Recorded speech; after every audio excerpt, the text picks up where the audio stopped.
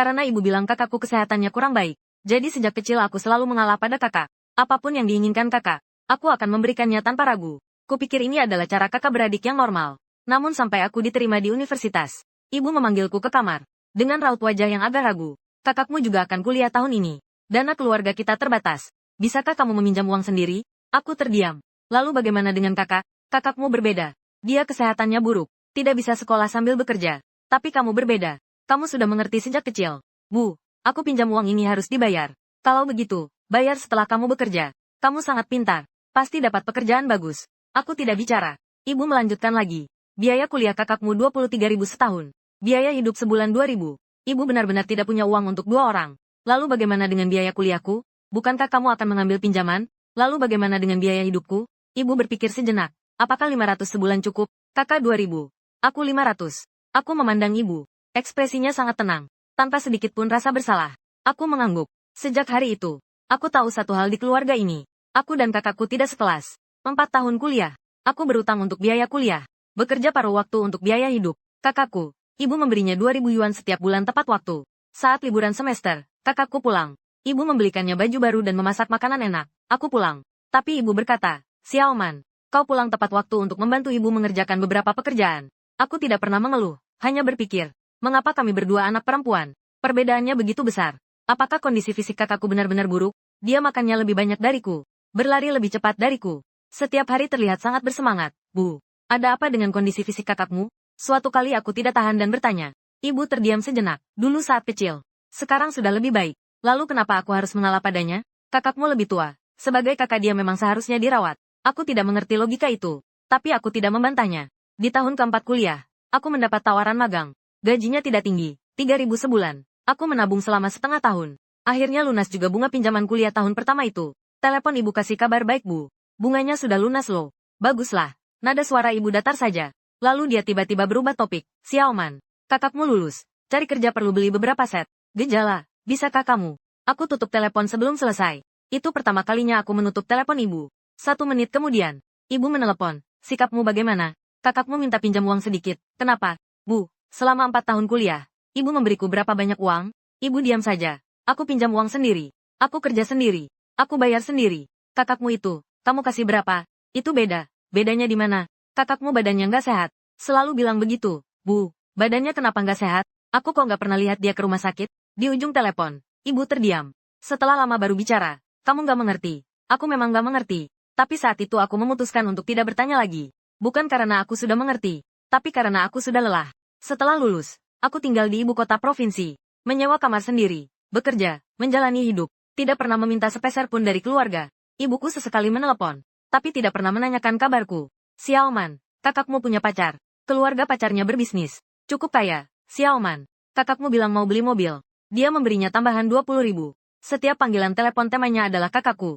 Aku perlahan terbiasa. Terbiasa menjadi orang yang tak terlihat di keluarga ini. 3 tahun bekerja. Aku menabung 80.000 yuan. Dan melunasi semua pinjaman mahasiswa. Malam itu, aku makan sendirian di apartemen sewaan. Melihat SMS pelunasan. Aku mengirim pesan ke ibuku. Bu, pinjaman mahasiswaku sudah lunas. Setengah jam kemudian, ibuku membalas. Oh, ngomong-ngomong, kakakmu bilang ingin liburan ke Jepang. Bu, aku sedang tidak punya uang. Bisakah kamu? Aku melempar ponselku dan melanjutkan makan. Saat itu, aku tiba-tiba sadar satu hal. Kenapa? Aku harus memberitahunya. Dia sama sekali tidak peduli. Sejak kecil, yang dia pedulikan hanya kakakku. Apa artinya aku? Aku tidak tahu. Tapi aku tahu satu hal. Mulai hari ini, aku tidak akan berharap lagi. Tidak berharap perhatian ibu. Tidak berharap ucapan terima kasih dari kakak. Tidak berharap apapun dari keluarga ini. Aku hanya akan mengandalkan diriku sendiri. Di usia 26 tahun, aku punya pacar. Chen Bei. Dia adalah rekan kerjaku. Dia 2 tahun lebih tua dariku. Pak Ren adalah guru yang rajin. Dia sangat baik padaku. Kami pacaran selama setahun. Dia melamarku. Tanpa cincin berlian. Tanpa bunga. Hanya di apartemen sewaku. Dia bilang, Xiaoma, aku tidak punya banyak uang. Tapi aku mau menabung bersamamu. Maukah kau menikah denganku? Aku bilang, ya. Lalu aku menelepon ibuku.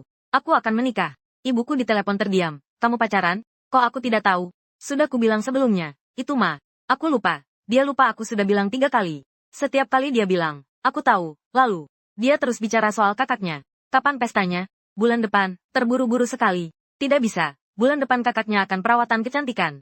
Aku harus menemaninya. Aku tidak salah dengar? Aku menikah tapi dia harus menemani kakaknya perawatan kecantikan. Bu, aku mau menikah. Aku akan ke sana setelah perawatan kecantikan selesai.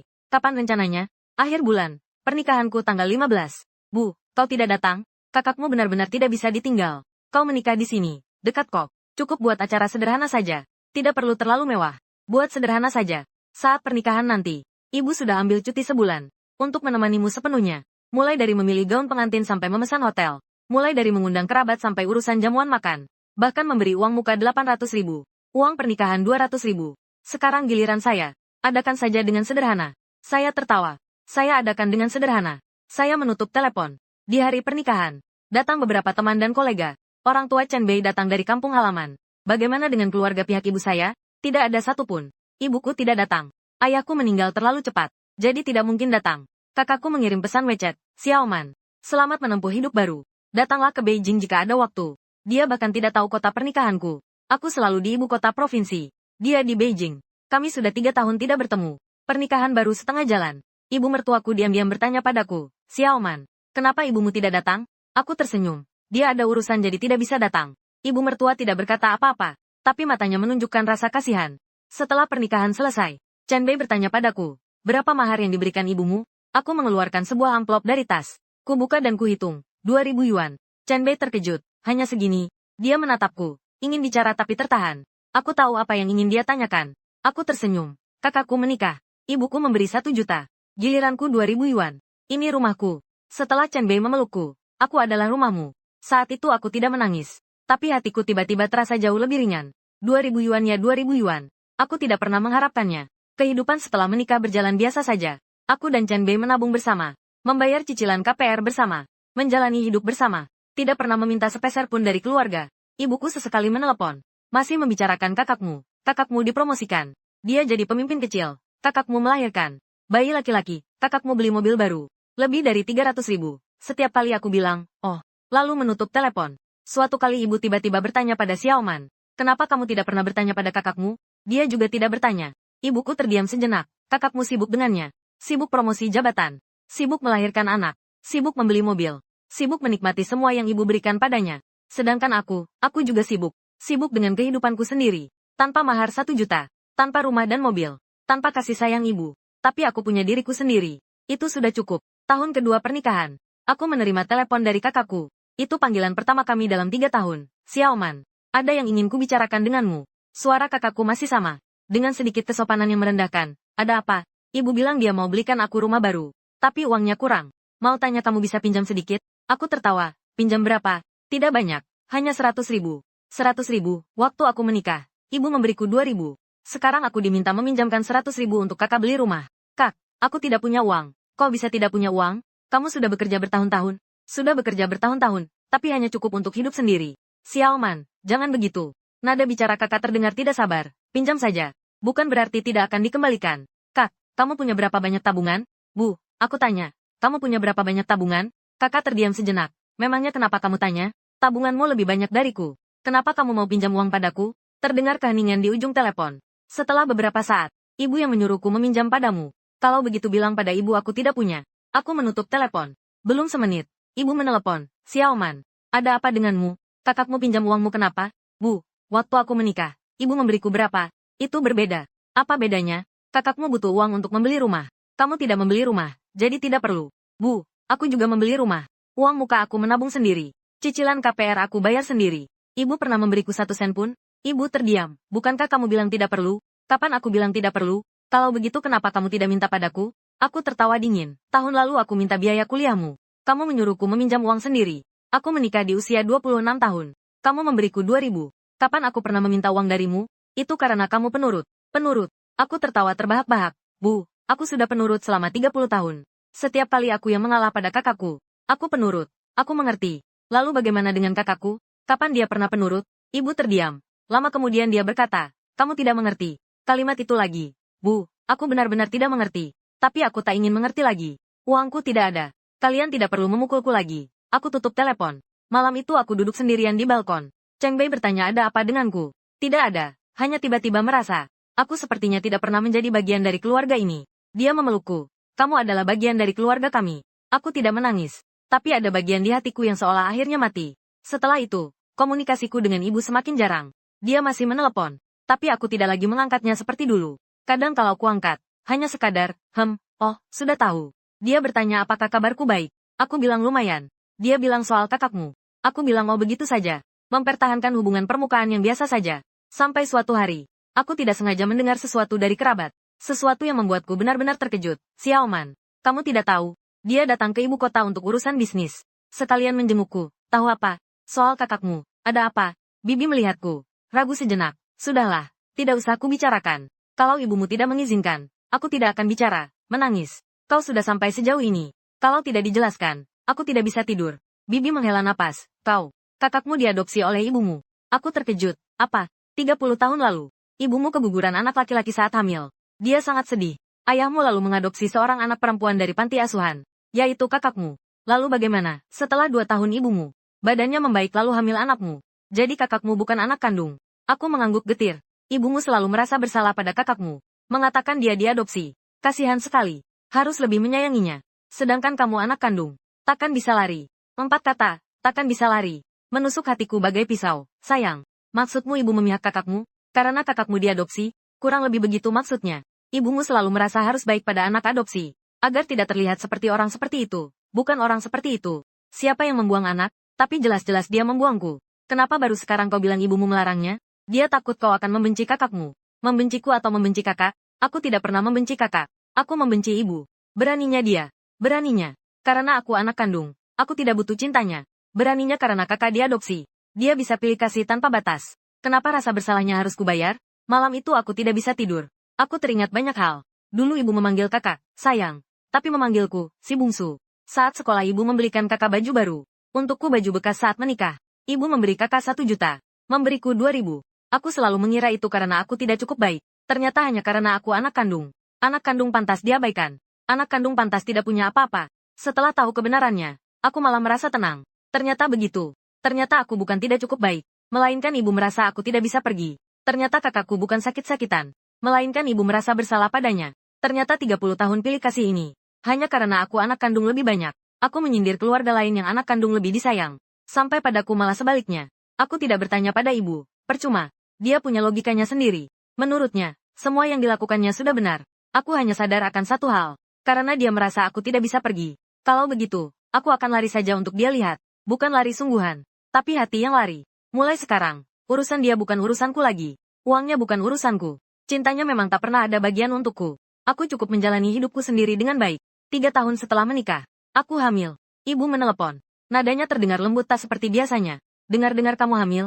Ya, kenapa tidak bilang dari dulu? Aku akan ke sana menengokmu. Tidak perlu. Kenapa tidak perlu? Bagaimana bisa kamu sendirian? Nenek mertuaku akan datang. Ibu terdiam sejenak. Lalu apa yang kamu butuhkan? Bilang pada ibu tidak perlu. Aku menutup telepon. Chen Bei bertanya apakah ibumu akan datang. Aku menggeleng. Tidak datang. Dia tidak berkata apa-apa. Hanya menepuk bahuku. Di hari kelahiran anak itu, nenek mertua menunggu seharian di luar ruang bersalin. Ibu meneleponku. Xiaoman. Sudah lahir? Sudah. Laki-laki atau perempuan? Perempuan. Ibuku merebus sesuatu. Anak perempuan juga sangat perhatian. Baiklah. Aku akan mengunjungimu beberapa hari lagi. Tidak perlu datang. Kenapa? Bu, kamu tidak datang saat aku menikah. Aku melahirkan. Kamu juga tidak perlu datang. Aku menutup telepon. Itu pertama kalinya aku menolak ibuku secara langsung. Sebelumnya aku hanya asal bicara. Hanya mengabaikannya. Kali ini aku memperjelas perkataanku. Saat aku menikah kau tidak datang. Jadi saat aku melahirkan anak pun kau jangan datang. Adilnya. Kemudian ibu benar-benar datang. Membawa banyak perlengkapan bayi. Dan 10.000 yuan. Aku tidak menerimanya. Bu, simpan saja. Aku tidak butuh. Ini untuk anak. Anak juga tidak butuh. Wajah ibu berubah. Xiaoman. Maksudmu apa? Tidak ada maksud apa-apa. Saat kakakmu melahirkan, kau memberi berapa? Ibu tidak bicara. Aku dengar 100.000. Dan mengambil cuti sebulan untuk merawatnya, kan? Itu berbeda. Berbeda apanya? Ibu membuka mulut tapi tidak bisa bicara. Aku tertawa. Bu, kamu memberiku 10.000 sekarang. Apakah karena kamu sudah berpikir jernih? Atau karena kamu merasa perlu memberi sesuatu? Aku tidak butuh apa-apa. Kebaikanmu pada kakak. Aku melihatnya. 30 tahun. Aku tidak pernah berharap kamu akan sebaik itu padaku. Jadi kamu tidak perlu menganggap terlambat untuk menebusnya. Aku berbalik dan masuk ke kamar. Menutup pintu. Hari itu ibu duduk lama di ruang tamu. Ibu mertua menemaninya. Entah apa yang dibicarakan. Kemudian dia pergi. Barang dan uangnya ditinggalkan. Aku meminta Chen Bei mengembalikannya. Setelah bayi berusia 1 bulan, aku menerima telepon dari kakakku. Xiaoman, ku dengar kamu melahirkan. Ya, kenapa tidak memberitahuku? Aku akan menyiapkan hadiah untuk bayi. Tidak perlu sungkan kan? Aku jadi tante. Kata tante ini bikin aku ketawa. Kak, sudah berapa tahun kamu tidak menghubungiku? Kak, lagi sibuk. Kamu tahu sendiri.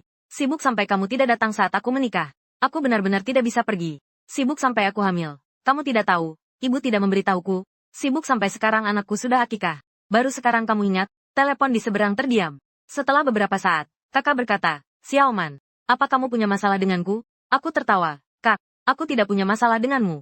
Aku hanya tidak ingin bersikap sopan lagi padamu. Maksudmu apa? Maksudku, kamu urus saja urusanmu. Aku jalani hidupku sendiri. Tidak perlu hadiah. Dan kita juga tidak perlu berhubungan lagi nanti. Xiaoman, bagaimana bisa kamu bicara seperti itu? Aku ini kakakmu. Ya, kamu kakakku. Ibu memberimu rumah senilai 800 juta. Pernikahan senilai 200 juta. Dan juga transfer uang setiap bulan. Kapan kamu pernah memberiku? Kakakmu ini. Selain menyuruhku mengalah padamu. Apalagi yang pernah kamu lakukan? Itu ibu yang memberikannya padaku. Bukan aku yang menginginkannya, kan? Ibu memberikannya padamu. Tapi kamu tidak pernah merasa ada yang salah dengan itu, kan? Kamu merasa itu sudah sewajarnya. Kakakmu terdiam. Xiaoman. Ibu menyayangiku karena aku anak adopsi, kan? Napasnya tersengal di ujung telepon. Kamu tahu. Kakakmu tidak bicara lagi. Setelah lama berlalu, dia berkata, kalau begitu, kamu seharusnya mengerti mengapa ibu begitu baik padaku. Aku tertawa sinis. Kau diadopsi. Itu bukan salahmu. Tapi kau menikmati 30 tahun perlakuan istimewa tanpa rasa bersalah. Itu salahmu. Kau tidak pernah merasa itu tidak adil bagiku, kan? Sudahlah, Xiaoman, lupakan saja. Jalani saja hidupmu yang bahagia. Jangan hubungi aku lagi mulai sekarang. Aku menutup telepon. Memblokir nomor kakakku. Malam itu Chen Bei bertanya padaku kenapa kau memblokir kakakmu. Takut ibumu memarahimu. Aku menatapnya sambil tersenyum. Punya anak sendiri. Punya kehidupan sendiri. Biar saja mereka mau bilang apa. Chen Bei memelukku. Sayang, kamu benar-benar. Aku menepuk punggungnya. Bukan begitu. Aku tidak mau melayani mereka lagi. Sejak saat itu, hidupku jadi jauh lebih tenang. Tidak ada lagi telepon dari kakakku. Tidak ada lagi permintaan ibuku untuk meminjam uang. Meskipun hidup biasa saja, tapi terasa nyaman. Hari-hari yang tenang itu tidak berlangsung lama. Ibuku masuk rumah sakit. Kanker paru-paru stadium akhir. Bibi yang menelepon memberitahuku. Xiaoman, ibumu masuk rumah sakit. Datanglah menjenguk. Aku terdiam sejenak. Sejak kapan itu terjadi? Ditemukan bulan lalu. Dia tidak mengizinkanku memberitahumu. Katanya tidak ingin merepotkanmu. Tidak ingin merepotkanku, lucu sekali. Kakakmu, Bibi merebusnya sebentar. Sibuk, katanya tidak bisa pergi. Ibu kanker stadium akhir. Aku tidak bisa pergi. Dia tidak bisa pergi. Pekerjaanku di sini sangat sibuk. Aku harus mengambil cuti. Aku akan ke sana beberapa hari lagi. Segera kembali. Ibumu terus memikirkanmu. Terus memikirkanku selama 30 tahun tidak memikirkanku. Sekarang dia memikirkanku. Aku menutup telepon. Duduk melamun di sofa. Chen Bei bertanya ada apa. Ibuku masuk rumah sakit. Kanker paru-paru stadium akhir. Dia tertegun. Kalau begitu kamu harus kembali menjenguk. Aku tahu aku sudah ambil cuti. Beli tiket dan langsung pulang keesokan harinya. Saat sampai di rumah sakit, ibu terbaring di ranjang rumah sakit. Dia terlihat sangat kurus. Melihatku datang matanya berbinar. Xiaoman. Kamu datang ya? Aku duduk di samping ranjang menatapnya. Ini pertama kalinya. Aku melihatnya dari jarak sedekat ini dalam 3 tahun. Dia sudah tua rambutnya banyak memutih. Kerutan di wajahnya juga semakin dalam. Mani kenapa tidak bilang dari dulu? Merepotkanmu sakit tapi tidak bilang. Bagaimana bisa disebut merepotkan? Ibu tersenyum. Bukankah kamu tidak mau bicara denganku? Aku berjanji. Memang benar aku tidak mau bicara dengannya. Tapi itu karena aku kesal padanya. Bukan karena aku tidak peduli padanya. Bu, kakakku di mana? Ekspresi ibu berubah. Dia sibuk jadi tidak bisa datang. Sangat sibuk sampai kanker stadium akhir pun dia tidak bisa datang. Pekerjaan kakakmu memang penting. Bu, jangan membela dia lagi. Dia tidak mau datang ya tidak mau datang. Sibuk atau tidak itu tidak masalah. Ibu terdiam. Beberapa saat kemudian, dia berbisik bahwa aku berutang sesuatu padanya. Aku berutang pada kakakmu. Jadi aku tidak menyalahkannya jika dia tidak datang. Aku menatapnya. Tiba-tiba amarah meluap di hatiku. Bu, sadarlah. Kau memberinya lebih dari 1 juta. Untuk membiayai sekolahnya. Membelikan rumah untuknya. Mengurus pernikahannya. Mengiriminya uang setiap bulan. Kau berutang apa padanya? Ibu menunduk tidak menatapku. Dia diadopsi. Aku selalu merasa kamu merasa bersalah padanya. Jadi harus menebusnya. Lalu aku bagaimana? Aku anak kandung jadi pantas tidak punya apa-apa. Ibu mendongak. Matanya memerah. Ibu Xiaoman tahu. Maafkan aku. Kamu baru tahu, ibu selalu tahu. Lalu kenapa kamu tidak berubah? Dia tidak menjawab. Aku berdiri. Bu, aku akan menjagamu. Karena kamu ibuku. Tapi jangan harap apa-apa dari kakakmu. Dia tidak akan datang. Aku berbalik dan keluar dari kamar. Di koridor, aku menelepon kakakku. Ibu dirawat di rumah sakit. Kau tahu kan? Kau tahu kapan kau akan datang? Xiaoman. Aku benar-benar tidak bisa pergi. Bisakah kau menjaganya sebentar? Kak, ibu kanker stadium akhir. Kau yakin tidak datang? Aku akan datang sebentar lagi ya. Kapan? Setelah aku selesai dengan urusan ini, aku tertawa. Kak, berapa banyak uang yang kau ambil dari ibu seumur hidupmu? Kau sendiri yang tahu. Lebih dari 1 juta itu semua dari uang tabungan ibu. Dia sakit kau tidak keluar sepeser pun.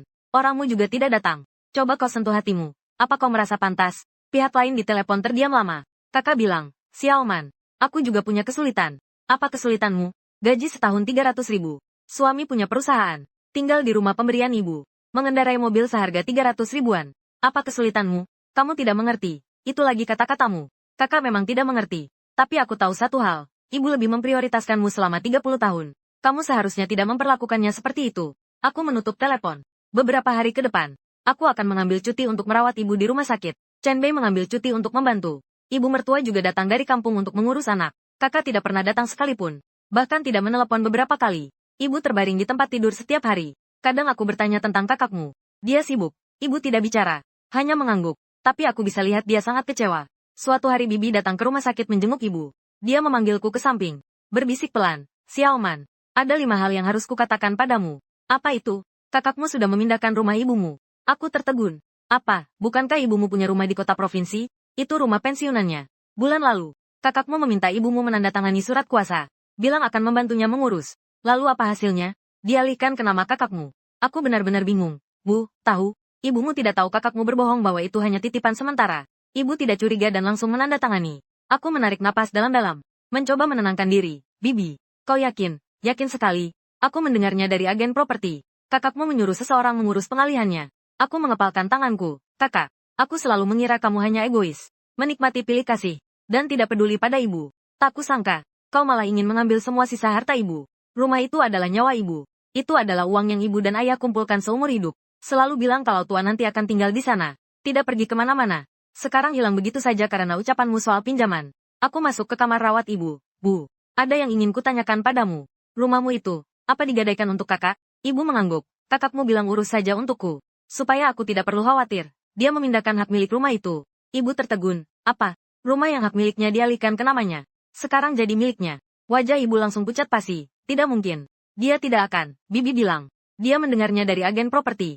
Seluruh tubuh ibu membeku. Setelah lama terdiam.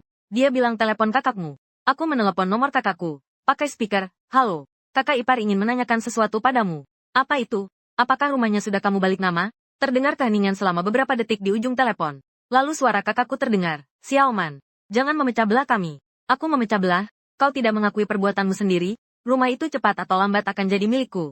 Ibu yang bilang, rumahnya untukku. Warisan juga untukku. Aku hanya mengurus surat-suratnya lebih dulu. Biar kulihat ibu. Air mata ibu mengalir. Xiaoran, kapan aku pernah bilang begitu? Bu, kau bilang padaku sebelumnya. Suara kakak di telepon terdengar tenang. Kau bilang semua barangmu akan jadi milikku. Agar aku hidup dengan baik. Aku tidak pernah bilang begitu, ibu. Suaraku bergetar. Aku hanya bilang agar kau mengurusnya. Bagaimana bisa kau memarahiku? Kau sudah tua. Ingatanmu buruk. Sudahlah. Aku tidak mau berdebat denganmu. Rumah itu sudah kuurus. Tenang saja. Dia menutup teleponnya. Ibunya terbaring lemas di ranjang. Air matanya tak berhenti mengalir. Bagaimana bisa dia melakukan ini? Aku tidak bicara. Apa yang bisa kukatakan? Dia sudah pilih kasih pada kakaknya selama 30 tahun. Dan inilah balasannya. Malam itu ibuku terus menangis. Perawat datang memberinya obat penenang baru dia bisa tidur. Aku duduk di tepi ranjang memandangi wajahnya yang pucat. 30 tahun akhirnya dia tahu bahwa dia membesarkan seekor ular berkepala dingin. Keesokan harinya Bibi dan beberapa kerabat datang. Mereka sudah dengar soal rumah itu. Si malas keterlaluan. Bibi marah-marah sambil menghentakkan kaki. Ibumu sakit parah. Dia tidak hanya tidak datang, tapi juga membawa pergi rumah itu. Iya, bagaimana bisa anak berbuat seperti itu? Harus lapor polisi, kan? Lapor polisi. Aku menatap mereka dengan dingin dan berkata, lapor polisi tidak ada gunanya. Surat kuasa itu ditandatangani langsung oleh ibu. Secara hukum, kakak perempuan tidak bermasalah. Lalu bagaimana? Memangnya bisa bagaimana? Terima saja. Kerabat lain mencaci maki kakak perempuan. Ibu terbaring di ranjang tanpa bicara sepatah kata pun. Tapi air matanya terus mengalir. Sore itu, suami kakak menelepon. Xiaoman, aku kakak iparmu. Ada urusan. Begini. Xiaoran minta aku memberitahumu soal rumah. Kalian jangan bertengkar lagi. Itu memang hak Xiaoran. Ibumu sudah pilih kasih padanya selama 30 tahun. Ini sudah sewajarnya. Aku tertawa. Kakak ipar, kau tahu berapa yang ibu berikan pada kakakku? Tahukah kamu berapa yang kamu berikan padaku? Uang muka 800 ribu. 200 ribu untuk pernikahan. 3.000 yuan biaya hidup per bulan. Selama 10 tahun. Totalnya 1,36 juta. Kamu memberiku 2.000 yuan. Kamu bilang padaku rumah itu memang hak kakakmu. Kakak iparmu terdiam. Xiaoman, ini atas kemauan ibumu sendiri, kan? Atas kemauan dia sendiri. Tapi kakakmu mentransfer rumah itu saat ibu sakit parah. Itu juga atas kemauan dia sendiri, kan? Aku tutup teleponnya. Malam itu, ibu tiba-tiba sadar. Dia memanggilku ke samping tempat tidur. Xiaoman, ya, ada sesuatu yang ingin kukatakan padamu. Apa itu? Ibu menatapku. Dengan tatapan yang sangat rumit. Selama 30 tahun ini, ibu benar-benar bersalah padamu. Aku tidak bicara. Kakakmu itu diadopsi. Aku selalu merasa berhutang padanya. Semua yang terbaik kuberikan padanya. Melupakanmu. Bu, ibu tidak melupakan aku. Ibu hanya merasa aku tidak bisa pergi. Ibu tertegun. Kamu tahu. Aku tahu. Dia menunduk. Ya, ibu selalu mengira kamu anak kandung. Bagaimana bisa tidak terpengaruh? Kakakmu berbeda. Dia diadopsi. Aku harus baik padanya. Baru dia akan mengakuiku. Hasilnya, ibu tersenyum getir. Hasilnya, dia mengambil rumahku. Aku tidak bicara. Ibu Xiaoman sadar. Dalam hidup ini, aku lebih berutang padamu daripada pada kakakmu. Bu, dengarkan aku dulu. Ibu memotongku. Uang tabungan ibu dan beberapa saham. Kalau digabung sekitar 3 juta. Aku kaget. 3 juta? Bu, kau bisa punya uang sebanyak itu? Ayah meninggalkan sejumlah uang saat pergi. Aku tidak pernah menyentuh uang itu. Aku tadinya ingin menunggu sampai aku pergi. Kamu dan kakakmu masing-masing setengahnya. Bu, itu nanti saja. Sekarang saja. Ibu menggenggam tanganku. Kakakmu sudah mengambilnya. Tahukah kamu berapa nilai rumah itu? 3 juta sisanya semua untukmu. Aku terkejut. Bu, apa ibu sudah memikirkannya matang-matang? Sudah kupikirkan matang-matang. Kakakmu tidak pantas. 3 hari kemudian, kondisi ibu memburuk. Dokter bilang mungkin hanya tinggal beberapa hari lagi. Aku hampir tidak tidur di samping ranjangnya. Kakakku tetap tidak datang. Bahkan teleponnya pun tidak diangkat. Saat ibu sadar, dia bertanya, kakakmu di mana? Aku bilang dia sibuk. Ibu mengangguk, tidak bisa datang. Dia tidak bertanya lagi. Tapi aku bisa melihatnya sangat sedih. Malam sehari sebelum hari terakhir, ibu tiba-tiba terbangun. Kondisinya jauh lebih baik dari hari-hari sebelumnya. Kembali bersinar. Dia memanggilku ke samping tempat tidur. Xiaoman, sayang. Ada satu hal yang ingin aku minta kamu lakukan. Hal apa? Ibu menatapku. Tatapan matanya sangat serius. Panggil aku kakak. Aku terkejut. Apa maksudmu panggil kakak? Aku tidak mengerti. Bu, maksudmu apa? Sejak kecil sampai sekarang, kamu sudah memanggilnya kakak selama 30 tahun. Tapi setiap kali aku memaksamu memanggilnya, ibu kali ini ingin kamu memanggilnya sendiri. Panggil dari hati. Aku terdiam. Ibu melanjutkan. Xiaoman, apa yang kakakmu lakukan itu salah. Tapi dia tetap anak yang kubesarkan. Aku tidak menyalahkannya. Bu, dia mengambil semua rumahmu. Aku tahu itu balasan untukku. Aku memanjakannya selama 30 tahun. Apa yang harus kubayar? Aku akan melihatnya. Mataku terasa panas. Bu, kamu tidak perlu membela dia. Aku tidak membela dia. Ibu menggenggam tanganku. Aku hanya ingin sebelum aku pergi, mendengarmu memanggilnya kakak. Kenapa? Karena mulai sekarang, kamu akan menjadi satu-satunya anak di keluarga ini. Aku tertegun. Maksudnya apa? Aku sudah bicara dengan pengacara. Di surat wasiat, hanya kamu pewarisnya. 3 juta untukmu semua. Kakakmu tidak dapat apa-apa. Aku membuka mulutku. Tidak bisa berkata apa-apa. Jadi aku ingin kamu memanggilnya kakak. Ini terakhir kalinya. Mulai sekarang kalian tidak punya hubungan lagi. Aku menatap ibuku. Air mata mengalir. Bu, panggillah. Anggap saja sebagai hiburan untukku. Aku menarik napas dalam-dalam. Kakak, ibu tersenyum. Tersenyum sambil menutup mata. Terima kasih Xiaoman. Hari ketika ibu meninggal, kakak akhirnya datang. Bukan untuk mengantar jenazah, tapi untuk meminta uang. Di mana tabungannya? Berapa kata sandinya? Begitu masuk, dia langsung bertanya. Aku menatapnya tanpa bicara. Kakak mengerutkan kening. Xiaoman, jangan pura-pura tidak mengerti. Uang ibu, kita bagi 2. Aturan, aturan. Aku tertawa sinis. Kak, berapa nilai rumah ibu? Itu ibu berikan padaku. Ibu memberimu. Ibu bilang dia hanya mau pinjamanmu, bukan memberimu. Dia pelupa. Tidak menepati janji. Kalau begitu soal tabungan itu bagaimana? Kakak terdiam sejenak. Maksudnya apa? Maksudnya tabungan ibu yang 3 juta itu semuanya untukku. Sudah dilegalisir notaris. Sah secara hukum. Wajah kakak berubah. Apa maksudmu? Ini tidak mungkin. Kenapa tidak mungkin? Kamu sudah mengambil rumah ibu. Ibu sedih. Dia bilang kamu tidak pantas. Dia tidak berhak mendapatkan sisa uangnya seperti itu. Uang ibu. Terserah dia mau berikan ke siapa. Bukan giliranmu bicara. Kakakmu pucat pasi karena marah. Xiaoman. Jangan keterlaluan. Itu warisan ibuku. Aku punya hak. Kak, kau tahu apa itu kebebasan berwasiat? Aku mengeluarkan dokumen dan meletakkannya di depannya. Ini surat wasiat ibu yang sudah dilegalisir. Tertulis dengan jelas di sana. Untuk Lin Xiaoman dewasa. Tidak ada surat wasiat yang direbut kakakmu. Melirik. Wajahnya berubah total. Ini tidak mungkin. Ibu tidak mungkin melakukan ini pada kakakku. Saat ibu sakit parah, kau mengambil rumahnya. Kau pikir dia masih akan baik padamu? Kakak terdiam. Setelah lama berlalu, dia bilang rumah itu memang hakku. Ibu pernah bilang, semua barangnya untukku. Ibu memang pernah bilang, tapi itu sebelum kau membuatnya sedih. Aku memotongnya. Kak, seumur hidupmu, berapa banyak yang kau ambil dari ibu? Uang muka 800 ribu. Pernikahan 200 ribu. Biaya hidup 360 ribu. Ditambah rumah itu.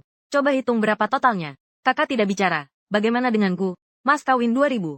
Biaya kuliah pinjam sendiri. Ibu tidak datang saat pernikahan. Dia tidak datang saat anak lahir. Lihat apa yang kudapat darinya. Itu karena kamu anak kandung. Ya, anak kandung. Jadi kamu tidak punya apa-apa. Kamu diadopsi. Jadi semuanya ada.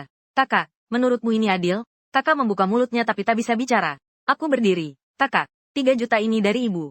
Yang ditulis tuan tak bisa kau ambil. Kalau tidak terima, gugat saja di pengadilan. Kakak lihat aku. Di matamu ada kemarahan. Ada ketidakpuasan. Dan sedikit rasa takut. Xiaoman, kau berubah. Aku tidak. Aku hanya tidak mau mengalah padamu lagi. Aku berbalik dan keluar dari kamar. Terdengar teriakan kakak dari belakang. Xiaoman, kembali ke sini. Aku tidak menoleh. Pemakaman ibu diadakan dengan sangat sederhana. Tidak banyak yang datang. Hanya beberapa kerabat saja. Kakak datang. Tapi wajahnya tampak muram sepanjang waktu. Setelah pemakaman selesai, dia mencariku. Xiaoman, soal uang itu, mari kita bicarakan lagi. Tidak ada yang perlu dibicarakan. Kau ingin makan En? Makan kau ngomong gitu? Aku lihat kakaknya. Pas kamu ambil rumah ibu, kamu tanya aku nggak? Kakak terdiam sejenak. Itu beda. Beda apanya? Itu kan ibu kasih ke aku. Uang tabungannya juga ibu kasih ke aku. Semuanya dikasih. Bedanya apa? Kakak sampai gemetar karena marah. Xiaoman, jangan paksa aku. Kamu mau apa? Aku akan gugat kamu ke pengadilan. Silakan saja. Surat wasiatnya sudah dilegalisir. Mau digugat pun kalah. Kakak menatapku. Lama sampai tak bisa bicara. Kerabat di samping mulai membujuk Xiaoman. Bagaimanapun mereka saudara kandung. Bagi sedikit untuknya. Benar, semua satu keluarga. Kenapa harus sampai begini? Kakakmu juga tidak mudah. Kau biarkan saja dia. Biarkan saja dia. Lagi-lagi kalimat itu. Aku tertawa. Bibi. Paman. Bibi. Kalian tahu bagaimana aku menjalani 30 tahun ini? Semua orang menatapku tanpa bicara. Dari kecil sampai dewasa. Semuanya aku mengalah padanya. Mainanku berikan padanya. Pakaianku berikan padanya. Uang jajanku berikan padanya. Untuk kuliah. Biaya kuliahnya ditanggung semua. Aku sendiri yang berutang untuk menikah. Maharnya 1 juta. Aku hanya 2000. Saat ibu sakit, dia tidak datang. Bahkan rumah ibu diambilnya. Aku sudah mengalah padanya selama 30 tahun. Kamu rasa itu belum cukup? Kerabat terdiam. Sekarang ibu memberiku uang. Kamu minta aku membaginya untuknya. Kenapa? Karena dia kakakku. Tidak ada yang bicara. Aku menarik napas dalam-dalam. Kakak, seumur hidupmu, kau sudah mendapat cukup banyak. Sisanya adalah milikku. Aku berbalik dan pergi. Tidak ada yang mengejar dari belakang. Setelah pemakaman, aku dan kakakku tidak pernah berhubungan lagi. Dia mengirim beberapa pesan. Aku tidak membalas. Dia menelepon beberapa kali. Aku tidak mengangkat. Kemudian dia berhenti menelepon. Kerabat kadang menyebutnya. Kakakmu belakangan ini hidupnya susah. Perusahaan suaminya sepertinya bermasalah. Dia mencarimu. Ingin pinjam uang. Aku hanya tersenyum. Dia salah orang. Uang 3 juta yang ibu tinggalkan tidak kuhamburkan. Sebagian kupakai untuk melunasi KPR. Sebagian lagi kumasukkan ke tabungan pendidikan anak. Sisanya tetap kuinvestasikan. Hidupku tidak bergelimang harta. Tapi sudah cukup. Suatu hari aku mengajak anakku bermain ke taman. Anakku bertanya padaku, Ibu, nenek kemana? Nenek pergi ke tempat yang sangat jauh. Kalau begitu, Bibi, aku terdiam sejenak. Bibi juga di tempat yang sangat jauh. Anakku tidak bertanya lagi. Dia berlari bermain perosotan. Aku duduk di bangku memandangi punggungnya. Teringat banyak hal. Saat kecil aku bertanya pada ibu, kenapa kakak punya baju baru aku tidak? Ibu bilang kakakmu sudah besar dan butuh penampilan. Saat sekolah, aku tanya ibu kenapa biaya sekolah kakak ditanggung semua. Sedangkan aku harus pinjam. Ibu bilang aku anak yang pengertian. Aku harus mengerti ibu. Saat menikah, aku tanya ibu kenapa mahar kakak 1 juta.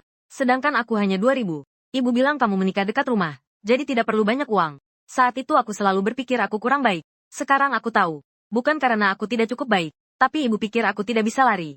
Dia salah. Tidak melenceng. Tapi aku juga tidak akan mengalah lagi. Menjelang ajal, ibu memintaku memanggil kakak. Aku memanggilnya bukan karena kakak pantas. Tapi karena itu keinginan terakhir ibu.